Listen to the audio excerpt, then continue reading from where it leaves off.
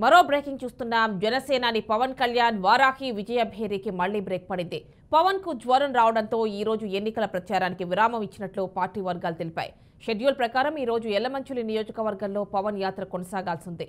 అయితే జ్వరం రావడంతో యాత్రకు బ్రేక్ పడింది. ఇక రేపు పిఠాపురం నియోజకవర్గంలో నిర్వహించే ఉగాది వేడుకల్లో పవన్ పాల్గొంటారని జనసేన పార్టీ తెలిపింది.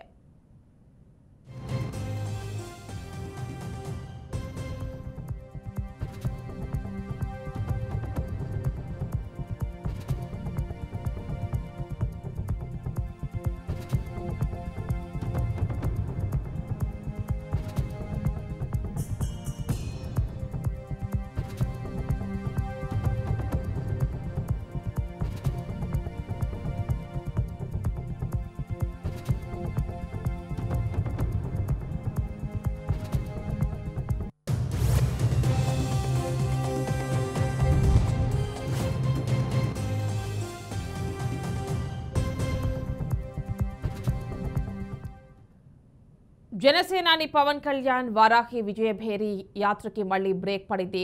పవన్ కు జ్వరం రావడంతో ఈ రోజు ఎన్నికల ప్రచారానికి విరామం ఇచ్చినట్లు పార్టీ వర్గాలు తెలిపాయి. షెడ్యూల్ ప్రకారం ఈ రోజు యల్లమంచిలి నియోజకవర్గంలో పవన్ యాత్ర కొనసాగాల్సిందే. అయితే జ్వరం రావడంతో యాత్రకు బ్రేక్ పడింది. ఇక రేపు పిఠాపురం నియోజకవర్గంలో నిర్వహించే ఉగాది వేడుకల్లో పవన్ కళ్యాణ్ పాల్గొంటారని జనసేన పార్టీ తెలిపింది.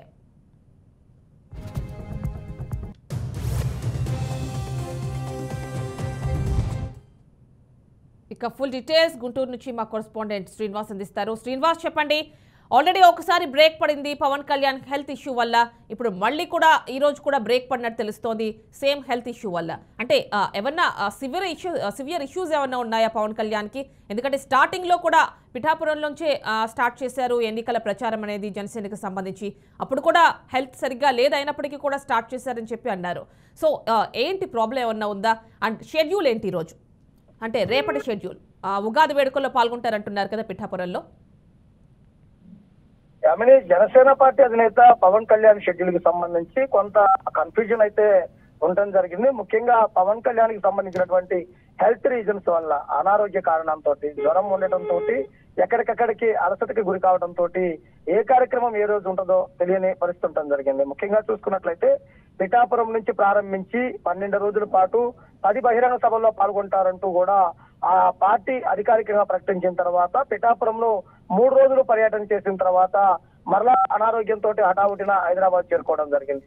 అక్కడ 4 రోజులు రెస్ట్ తీసుకున్న తర్వాత నిన్ననే మరలా అనకాపల్లిలో బహిరంగ సభలో పాల్గొనడం జరిగింది. నిన్న అనకాపల్లిలో బహిరంగ సభలో పాల్గొన్న తర్వాత అనకాపల్లి నుంచి ఈ రోజు చూసుకున్నట్లయితే కనుక యలమంచిలో బహిరంగ సభ నిర్వహించాల్సి ఉంది. కానీ నిన్న అనకాపల్లి బహిరంగ సభ తర్వాత పవన్ కళ్యాణ్ తీవ్ర అస్వస్థకు గురయ్యాడంటూ కూడా చెప్పడం జరిగింది. మళ్ళా హఠావుటిన హైదరాబాద్ వెళ్ళారు అని చెబుతున్నటువంటి పరిస్థితి జరిగింది. కానీ ఈ రోజు చూసుకున్నట్లయితే కనుక యలమంచిలిలో బహిరంగ సభ ఉండాలి, యలమంచిలిలో బహిరంగ సభ ఉందా రద్దయిందా అనేది కూడా ఇప్పటి వరకు కూడా పార్టీ క్లారిటీ ఇవ్వనటువంటి పరిస్థితి ఉండడం జరిగింది. అయితే ఆ ఇబ్బంది పడుతున్నటువంటి అనారోగ్యంతో ఇబ్బంది పడుతున్నటువంటి పవన్ కళ్యాణ్ ఈ రోజు బహిరంగ సభలో పాల్గొనడం కష్టంగానే ఉంది. అలానే రేపు ఉగాది వేడుకలకు సంబంధించి పిఠాపురంలో జరుగుతాయి. పిఠాపురంలోనే నూతన అంటే ఆయన ఆ ఇంటిని కూడా గృహప్రవేశం చేస్తారు, అక్కడి నుంచి రాజకీయాలు చేస్తారని చెబుతున్నటువంటి నేపథ్యంలో పిఠాపురంలో జరుగుతున్నటువంటి ఉగాది వేడుకలలో పాల్గొంటారా లేదా అనేది కూడా పార్టీ క్లారిటీ ఇవ్వాల్సినటువంటి పరిస్థితి కూడా ఉండడం జరిగింది. అయితే ముఖ్యంగా చూసుకున్నట్లయితే కనుక జనసేన పార్టీ అధినేత పవన్ కళ్యాణ్ ఈ ఎన్నికలకి సంబంధించి ప్రచారం ప్రారంభించిన దగ్గర నుంచి కూడా ఆయన కొంత ఇబ్బంది పడుతున్నటువంటి పరిస్థితి ఉండడం జరిగింది. హెల్త్ కండిషన్స్, అలానే తీవ్రమైనటువంటి జ్వరంతో ఇబ్బంది పడుతున్నారు. ఎప్పటికప్పుడు వైద్యుల పర్యవేక్షణలోనే ఉండాల్సినటువంటి పరిస్థితి కూడా ఉండడం జరిగింది. కానీ బయట ఉష్ణోగ్రతలు చూసినట్లయితే కనుక 42-43 డిగ్రీల ఎండావేడి ఉష్ణోగ్రత నమోదవుతున్న నేపథ్యంలో కార్యకర్తల తాకిడి, అభిమానుల తాకిడి ఎక్కువగా ఉన్న నేపథ్యంలో పవన్ కళ్యాణ్ త్వరగా టైడ్ అవుతున్నట్లు కూడా పరిస్థితి ఉండడం జరిగింది. కానీ ఈ రోజు మధ్యాహ్నం తర్వాత కానీ రేపోటి పవన్ కళ్యాణ్ షెడ్యూల్ పైన క్లారిటీ వచ్చే అవకాశం ఉంది. ఇప్పటి వరకు పార్టీ అధికారికంగా ఎటువంటి ప్రకటన చేయలేదు. అలానే చూసుకున్నట్లయితే కనుక 11వ తేదీ నుంచి ఉమ్మడి బహిరంగ సభలు అంటూ కూడా చెబుతున్నటువంటి పరిస్థితి ఉంది. దానిపైన కూడా ఈ రోజు జనసేన పార్టీ అధికారికంగా క్లారిటీ ఇచ్చే అవకాశం ఉంది. అంటే కూటమిలో బహిరంగ సభల్లో పాల్గొంటారని ఏదైతే చెబుతున్నారో అది ఈ నెల 10, 11, 13 తారీఖులు ఉంటాయంటున్నారు గోదావరి జిల్లాలో. వాటిపై ఈ రోజు తప్పనిసరిగా పూర్తి క్లారిటీ వచ్చే అవకాశం అయితే ఉంది. Right Srinivas, thank you.